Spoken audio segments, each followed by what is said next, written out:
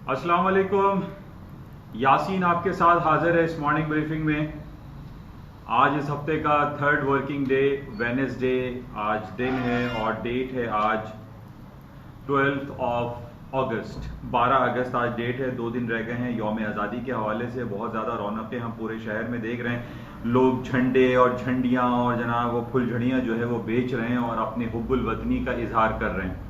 जैसे कल भी मैंने आपसे ये कहा था कि इन तमाम चीज़ों के साथ साथ हमें सबसे ज़्यादा जो अपने वतन अजीज़ के लिए जो खिदमत सरअंजाम देनी चाहिए वो इसकी सफाई सुथराई और इसमें जितने भी इदारे आपस में काम करते हैं इनकी हम आहंगी की इनमें बहुत ज़्यादा ज़रूरत है, ताकि ये तमाम जब इदारे आपस में मिलकर एक साथ के साथ कोऑपरेटिव होते हुए काम करेंगे तो इस मुल्क में और इस शहर में ख़ास तौर पे जो बारिशों के बाद बदहाली का शिकार हुआ है वो बेहतर हो सकेगा। तो मेरी कल भी आप लोगों से गुजारिश थी, आज भी यही गुजारिश है कि इस वतन अजीज़ और ख़ास तौर पे इस कराची शहर को साफ सुथरा करने में आप अपना भरपूर किरदार अदा कीजिए। और मैंने अक्सर लोगों को ये देखा है कि बड़ी बड़ी गाड़ियों में लोग यहाँ पे ट्रैवल कर रहे होते हैं और जब रैपर या चिप्स का या बर्गर का जो रैपर होता है वो उठा के शीशा खोल के बाहर डाल देते हैं, जो कि बड़ी एक अजीब और गरीब कैफियत दिखाई देती है कि बड़ी बड़ी गाड़ियों में या अच्छी लग्जरी गाड़ियों में बैठे हुए लोग इस बात का लिहाज नहीं रखते कि जनाब कराची की सड़कों पर कचरा ना फेंकें। तो ये एक छोटी सी मेरी आप तमाम लोगों से गुजारिश है कि कचरा या गार्बेज अपनी गाड़ी की साइडों में रखें और उसके बाद जब आपको कोई डस्टबिन नजर आए या घर के अंदर डस्टबिन हो तो उसके अंदर इसको डिस्पोज ऑफ करें। तो प्लीज सड़कों पर कचरा फेंकना बंद करें। तो ये आपसे गुजारिश है। यौम आज़ादी के हवाले से कुछ हमें अहद करना चाहिए कि हमारा आइंदा आने वाला जो यौम आज़ादी है वो इस यौम आज़ादी से बेहतर और अच्छा और खूबसूरत गुजरे। बहरहाल कुछ मार्केटें की बात करते हैं। मार्केट में सबसे ज्यादा इंपॉर्टेंट 2 दिनों से जो हमारे पास एक आइटम है और वो है गोल्ड गोल्ड गोल्ड। बहुत दिनों से मैं आपसे ये कहता रहा कि जनाब गोल्ड में तेजी है तेजी है तेजी है और वो तेजी में बहुत सारे लोगों ने उस पर सफर में बैठे भी 1700, 1800, 1900, 2000 और 2100 के करीब पहुंचते पहुंचते मार्केट वहां पे रुक गई एंड 2073 पे मार्केट आके स्टॉप हुई, स्टे किया। और वहां पे हमने ये देखा कि जब भी मार्केट में एक डाउनफॉल पे या मजीद ऊपर जाने की कोई कैफियत रोनुमा होती है तो मार्केट में एक साकित हो जाती है, मार्केट में सन्नाटा तारी हो जाता है, मार्केटें रुक जाती हैं। और यही हुआ। कल हमने ये देखा कि मार्केटों ने जो 2 दिन कबल 2073 का गोल्ड की डॉलर में मार्केट ने हाई किया था वहां से मार्केटों ने फॉल होना शुरू कर दिया। वो तमाम खबरें जो हमारे पास आती रही कि जनाब stimulus package billions and trillions और डॉलर का अनाउंस होगा, अमेरिका की इंटरेस्ट रेट के हवाले से जो बातें थी कि मजीद कट हो जाएगा, नेगेटिव टेरिटरी में आ जाएगा, वो तमाम बातें देखें अभी तक इंटैक्ट हैं, इसमें कोई दो राय नहीं है। लेकिन मैं आप तमाम लोगों से यही बारहा कहता रहा, बारहा इस बात को मैं एजुकेट करने की कोशिश करता रहा और करता रहूंगा कि आप तमाम लोग इस फाइनेंशियल मार्केट में चाहे वो फिजिकल गोल्ड में काम करें या वो मार्जिन ट्रेडिंग में काम करें, अपने किसी स्टॉप को नुकसान को बांध करके काम किया करें। यहां पर ये नहीं कि आपने बाय कर लिया या सेल कर लिया। अब अगर बाय करके 2000 के लेवल पे बैठे हुए मार्केट ने 1865 का लो कर दिया है तो आप जो है वो दुआएं और इबादतें करना शुरू कर दें। ये ऐसे काम नहीं होता इस मार्केट में। आपको कुछ डिसिप्लिन रूल्स फॉलो करने पड़ते हैं। और कल यही कुछ हमने देखा कि जब मार्केटें गिरना शुरू हो गई, पहले उसने 2000 के साइकोलॉजिकल लेवल को ब्रेक किया, आज 1900 के साइकोलॉजिकल लेवल को ब्रेक कर दिया और मार्केट ने लो कर दिया 1864, 65 का मार्केट ने लो किया। और इस वक्त जो कि यूरोप की मार्केटें ओपन हुई हैं वो तमाम बातें कि जनाब वो वैक्सीन तैयार हो गई है, स्टिमुलस पैकेज हो सकता है कि अब ना दिया जाए, वो तमाम बातें फिर धरी की धरी रह रही हैं। और हम ये देख रहे हैं कि 1940 पे गोल्ड की कीमतें तकरीबन $70-80 दोबारा ऊपर की तरफ आ गई हैं। तो कहने का मकसद यह है कि आप जब भी इस फाइनेंशियल रिस्क की मार्केट में काम करें, आप अपने पोर्टफोलियो को मैनेज करें, आप उसके रिस्क एंड रिवॉर्ड्स रेशो को कैलकुलेट करके रखें। इसमें यह ना हो कि जनाब हमने ये बातें कर ली कि जनाब वो बैंक ऑफ अमेरिका और गोल्डमैन सैक्स बैंक की तरफ से ये खबरें आने लगी कि जनाब गोल्ड 2300 तक चला जाएगा, 2200 तक चला जाएगा। कुछ खबरें ऐसी आई कि जनाब $3500 तक मार्केट चली जाएगी। ये हो सकता है, इसमें कोई बाइद नहीं, इसमें बिल्कुल इसको निगेट आप नहीं कर सकते। लेकिन बात सारी इस समझने की है कि it's a highly speculative market. बहुत ज्यादा स्पेक्यूलेशन लोग करते हैं, इदारे करते हैं, बड़े बड़े जो फंड हाउसेस हैं वो इसको स्पेक्यूलेट करते हैं कि गोल्ड जनाब $4000 हो जाएगा, $3000 हो जाएगा। होगा, इसमें कोई दो राय नहीं है। हो सकता है कि मार्केट जो है अब नए अपने हाइज बनाना शुरू कर दे, $2100 $2200 के हिसाब से मार्केट चलना शुरू हो जाए। लेकिन बात समझने की यह है कि हम जिस तरीके से फंडामेंटल खबरें और न्यूज और हालात व वाक़ात का जायजा लेते रहते हैं, इसी तरीके से हमें टेक्निकल एस्पेक्ट्स को भी मलहूज़ खातिर रखना चाहिए। और यही हुआ। आप लोगों से मैं कहता रहा कि 1920 is a very important supporting level, market ने कल वो भी तोड़ दिया। अब हम ये नहीं कह सकते कि जनाब टेक्निकल्स काम नहीं कर रहे, टेक्निकल्स काम करते हैं। इसका जो ऊपर से जो मार्केट गिरती हुई आई तो 1970 का लेवल था, 1920 का लेवल था, फिर इसका 1820 का लेवल था, मार्केट वहां तक नहीं आई। और 1865 से अभी इस वक्त जो ताजा तरीन मेरे पास रिपोर्ट थी कि 1940 पे मार्केट इस वक्त ट्रेड हो रही है। तो बातें सारी ये बात हैं कि जिस तरीके से हम कल खबरें देखते रहे, खबरें हमें कहीं नहीं मिली, बाद में हमें ये पता चला और लोगों ने अपनी तरफ से ये बातें बनाना शुरू कर दी कि जनाब डॉलर की कीमतें गिर गई, या चाइनीज युआन वर्सेस डॉलर जो है वो काफी स्ट्रांग हो गया, और चाइनीज युआन के स्ट्रांग होने की वजह से गोल्ड की कीमतें नीचे आई। ये सारी बातें बनाई गई बाद में। ना तो हमारे पास आईएमएफ की तरफ से कोई रिपोर्ट आई कि आईएमएफ ने कोई गोल्ड सेल किया है, ना हमारे पास वर्ल्ड गोल्ड काउंसिल की तरफ से कोई खबर आई कि जनाब गोल्ड काउंसिल ने कोई गोल्ड सेल किया है, ना हमारे पास बैंक ऑफ इंग्लैंड की खबर आई, ना हमारे पास फेडरल रिजर्व बैंक की तरफ से कोई न्यूज आई। कहीं से कोई खबर हमारे पास नहीं आई कि जनाब ये गोल्ड किस वजह पे गिर रहा है। हालात व वाक़यात वो आपके सामने हैं, हालात खराब हैं। सऊदी अरब, यमन, बैरूत के मामले में मिस्र और लीबिया, आर्मीनिया, अज़रबैजान, ये इसराइल और फलस्तीन, ये तमाम मामला आपके सामने हैं। लेकिन कल जब मार्केटें गिरी हैं उसको सिर्फ और सिर्फ हम ये कह सकते हैं कि टेक्निकल ग्राउंड पे करेक्शन ड्यू थी। जिस तरीके से हम आरएसआई, एमएसीडी, मूविंग एवरेजेस, ये तमाम चीजों को इलियट वेव थ्योरी की स्टडी हम कर रहे होते हैं, इसमें सबसे इंपॉर्टेंट एक स्टडी थी आरएसआई रिलेटिव स्ट्रेंथ इंडेक्स। आप जाके 3 दिन कबल, 4 दिन कबल का आरएसआई चेक करें गोल्ड का, वो 89 पे खड़ा हुआ था। और हमें ये बात का पता है कि जब 80 और 85 या 90 के करीब आरएसआई खड़ी हुई हो तो शॉर्ट सेलिंग चांस बनता है। और यही हुआ। वेरी नेक्स्ट डे इसकी आरएसआई मार्केटें गिरना शुरू हो गई और कल इसकी आरएसआई तकरीबन 50 तक मार्केट पहुंच गई और मार्केटें मुसलसल फॉलिंग साइड पर रहीं।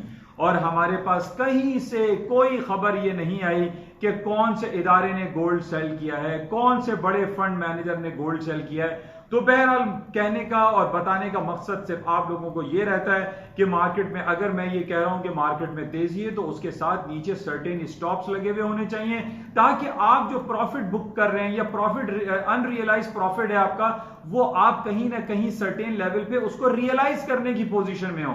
ऐसा ना हो कि बाद में आपका तमाम नफा जो है वो गुल हो जाए, घुल जाए, और फिर आप इस बात को सोचते रह जाएं कि काश मैं सोने को पहले बेच देता, काश मैं ये कर लेता, काश ऐसा हो जाता। देखिए, ये काश वाला काम जो है ये बेकार होता है। आप जो हालात हाजरा, जो करंट मार्केट चल रही हो, उस हिसाब से आप अपने आप को कवर रखें, आप अपने आप को कवर करके रखें, अपने स्टॉप्स प्लेस करें और मार्केट से निकल जाने की कोशिश करें।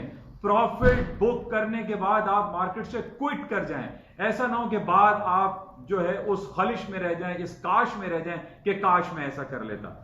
बहरहाल इस वक्त जो हालात और वाकयात हैं, मैं दोबारा आपको यही बात दोहराऊंगा कि 1920 अ वेरी इंपॉर्टेंट लेवल था। आज मार्केट उससे ऊपर चल रही है, यूरोप की मार्केट ऊपर है, और इसके अलावा आज जो इसका लो है 1864-65 का, इसके नीचे के स्टॉप्स प्लेस करके आप गोल्ड को बाय कर सकते हैं। मैं फिर दोहरा रहा हूं कि स्टॉप आप जरूर प्लेस करें, कहीं ना कहीं आपका रिस्क जो रेशो है वो आपके साथ जरूर होना चाहिए। सिर्फ ये ना हो कि बाय करने के बाद आप दुआएं मांगना शुरू कर दें और लोगों को मुख्तलिफ जो इस मार्केट में एनालिसिस का काम करते हैं उनको फोन करके आप ये पूछें कि भाई अब क्या लगता है, अब क्या होगा, अब क्या करें। ऐसा बिल्कुल ना किया करें। आप अपने डिसिप्लिन ट्रेड करें। Trend is your friend. मैं फिर आपसे कहूंगा, आर्ली चार्ट पर अगर आप देखते हैं तो trend is your friend. Daily chart पर आप देखें, उसमें ट्रेंड को चेक करें कि क्या वो फॉलिंग ट्रेंड है या अपवर्ड ट्रेंड है।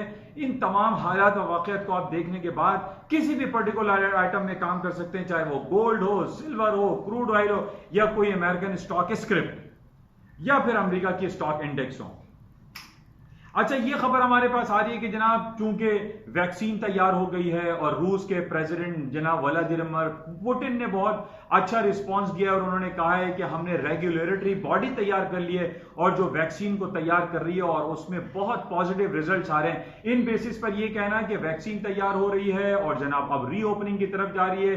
पूरी दुनिया की इकोनॉमी जो है वो रीओपन हो रही है। पाकिस्तान में अल्हम्दुलिल्लाह रीओपन हो चुका है। तमाम रेस्टोरेंट्स और आपके जो एजुकेशन इंस्टीट्यूशन है वो भी धीरे धीरे खुलना शुरू हो रहे हैं। बागात खुल गए हैं, जिम खुल गए। तो ये बड़ी पॉजिटिव हमें एटीट्यूड दिखाई दे रहा है पूरी दुनिया की इकोनॉमी का। इस बेसिस पे अब ये स्पेकुलेशन भी हो रही है कि जो तकरीबन 1 से 2 ट्रिलियन ऑफ डॉलर के इकोनॉमिक स्टिमुलस पैकेज अमेरिका को देना था, कांग्रेस को देना था, अब वो नहीं दे।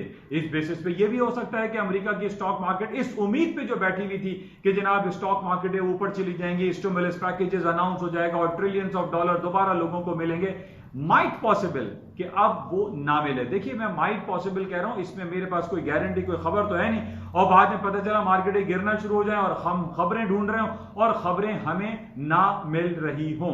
तो इस बेसिस पे हमेशा मैं आपको यही बताने की कोशिश करता हूं, समझाने की कोशिश करता हूं कि आप जब भी कोई बाइंग और सेलिंग करें, आप सर्टेन लेवल्स पे अपने आप को लॉक करें, स्टॉप प्लेस करें, आप उसको एक डिसिप्लिन रिलीजियस ट्रेडिंग किया करें।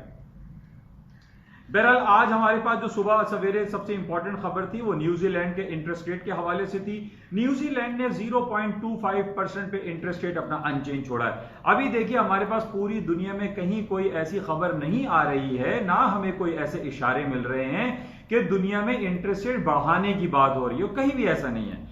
तो आज न्यूजीलैंड ने इंटरेस्ट रेट ना नीचे किया ना ऊपर किया, अनचेंज छोड़ा 25 बेसिस पॉइंट। इसी तरीके से आज बड़ी जबरदस्त रिपोर्टें आ रही हैं हमारे पास बर्तानिया की तरफ से। बर्तानिया का, यूके का जो जीडीपी है, इट्स टू गुड। जो स्पेकुलेशन थी, जो इसकी फोरकास्ट थी, उस फोरकास्ट से बहुत अच्छा आया, जिसकी वजह से यह कहा जा सकता है कि स्टॉक मार्केटें अभी भी ऊपर की तरफ जा सकती हैं। सिर्फ हम स्टिमुलस पैकेज को लेके नहीं चल सकते कि जनाब वो ट्रिलियंस ऑफ डॉलर के स्टिमुलस पैकेज पास होंगे तो स्टॉक मार्केट ऊपर जाएंगी वरना तबाह हो जाएंगी। नहीं, ऐसा मुमकिन नहीं है। अमेरिका की स्टॉक मार्केट के साथ दुनिया की दूसरी बहुत बड़ी बड़ी मार्केटें हैं, उसको भी हमें देखना पड़ता है और वो देखना चाहिए। जिस तरीके से यूरोपियन यूनियन ब्रसल्स के अकाउंट्स होते हैं, यूके बर्तानिया है, इसकी भी हालात और वाकयात का हमें जायजा लेते रहना चाहिए। और आज हम यही देख रहे हैं कि यूके की जो रिपोर्ट आई है, इट्स टू गुड। अच्छा, इसके साथ ही आज शाम को हमारे पास अमेरिका की सीपीआई की रिपोर्ट है। बड़ी इंपॉर्टेंट रिपोर्ट होती है और इस रिपोर्ट पे हम ये चेक करते हैं कि आइंदा अमेरिका अपना इंटरेस्ट रेट कट करेगा, अनचेंज छोड़ेगा, ये क्या करेगा। तो कंज्यूमर प्राइस इंडेक्स आज शाम पाकिस्तानी वक्त के मुताबिक 5:30 को है, बहुत इंपॉर्टेंट है, इसको नजर में रखें। इसके साथ ही क्रूड ऑयल की इन्वेंट्री रिपोर्ट है, इसको आप नजर में रखें। मैं सिर्फ हमेशा आपसे ये कहता हूं कि क्रूड ऑयल इन्वेंट्री रिपोर्ट अच्छी आए या खराब आए, इस पे आप ये कभी भी आप स्पेक्यूलेट नहीं कर सकते कि मार्केट इस रिपोर्ट पे ऊपर जाएगी या नीचे जाएगी। बस हमें ये पता होना चाहिए कि शाम को 7:30 बजे पाकिस्तानी वक्त के मुताबिक ऑयल की इन्वेंट्री रिपोर्ट आएगी। इसी तरीके से आज ऑयल के हवाले से जो ओपेक है, ऑयल प्रोड्यूसिंग एक्सपोर्टिंग कंट्री का जो कार्टेल बना हुआ है, उसकी आज मंथली रिपोर्ट है। आज ऑयल की मंथली रिपोर्ट आएगी। इस बात का हमें मालूम है कि 31 जुलाई को जो कट की पॉलिसी थी उसको उन्होंने इंटैक्ट रखा था, कट था, लेकिन उसके बावजूद भी मार्केट इतनी ज्यादा ऊपर नहीं गई, मार्केट थोड़ा सा रिलक्टेंट थी।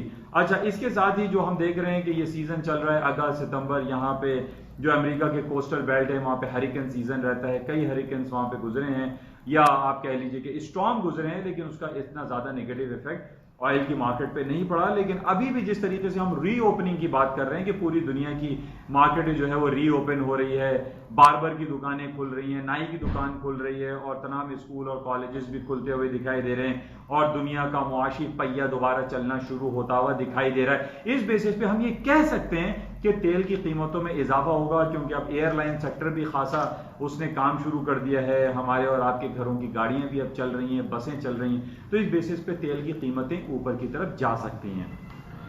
अच्छा, ये पॉइंट थे। अच्छा, आज हम ये देख रहे हैं कुछ पाकिस्तान की स्टॉक की बात करते हैं। पाकिस्तान की स्टॉक मार्केट आज भी बड़े अच्छे परफॉर्म कर रही है, तकरीबन 500-600 पॉइंट मार्केट प्लस है। लेकिन कुछ सर्टेन जो स्क्रिप्ट्स हैं जिस पे हम बड़ी तवज्जो दे रहे होते हैं कि जनाब TRG बहुत ऊपर जाएगा या फला शेयर बहुत ऊपर जाएगा या वेव सिंगर ऊपर जाएगा, वो उसके अंदर हम ये देख रहे हैं कि थोड़ी सी रिलक्टेंसी है।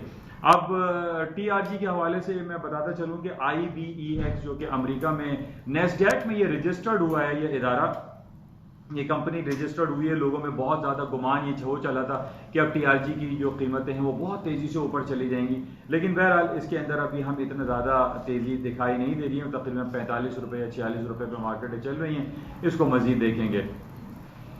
अच्छा, इसके अलावा कुछ पॉजिटिव खबरें हमारे पास थी कि कोई 2 दिन से ट्रम्प साहब ये बातें कर रहे थे कि जनाब वो टैक्स कट की बात हम करेंगे, जो पेरोल टैक्स की हवाले से जो बात थी, ये भी देखें एक पॉजिटिव खबर है। तो इन बेसिस पे भी स्टॉक मार्केटों में ऊपर जाना दिखाई देता है। लेकिन जिस तरीके से गोल्ड ने 2 दिनों में ये जो मूवमेंट दिखाई है, यानी $200 मोर देन $200 की मूव दी है इन विद इन 2 डेज, तो इस बेसिस पे कुछ भी नहीं कहा जा सकता कि स्टॉक मार्केटें मजीद ऊपर जाएंगी या नीचे वापस आ जाएंगी।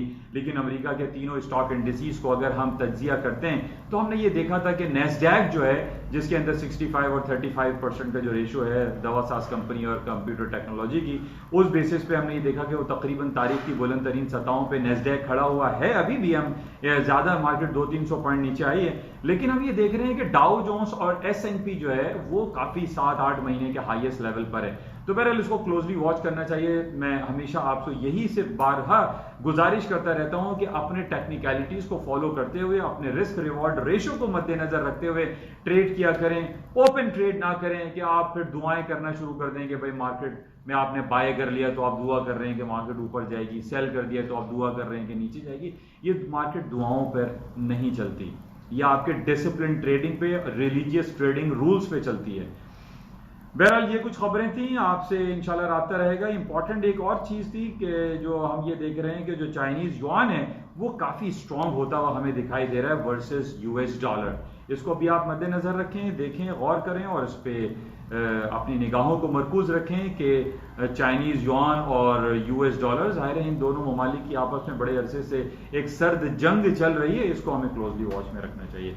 इंशाल्लाह राब्ते में रहेंगे और देखेंगे आज सारा दिन मार्केट में क्या खबरें रहती हैं, क्या न्यूज़ रहती है और ख़ास तौर पे गोल्ड की मार्केटें अपने किन टेक्निकलिटीज़ को फॉलो करती हैं और हमारे पास कौन सी ऐसी खबर आती है IMF की या अमेरिका के सेंट्रल बैंक की या गोल्ड के जो वर्ल्ड गोल्ड काउंसिल है उसकी तरफ से हमारे पास कौन सी खबर ऐसी आती है कि गोल्ड में इतनी ज्यादा जो वॉलेटाइल मूव आई है वो किन बेसिस पर आई है। जाते हुए मैं आपसे गुजारिश करूंगा कि प्लीज इस YouTube चैनल को बहुत सारे लोग सब्सक्राइब कर रहे हैं, मैं उन तमाम लोगों का शुक्रगुजार हूं।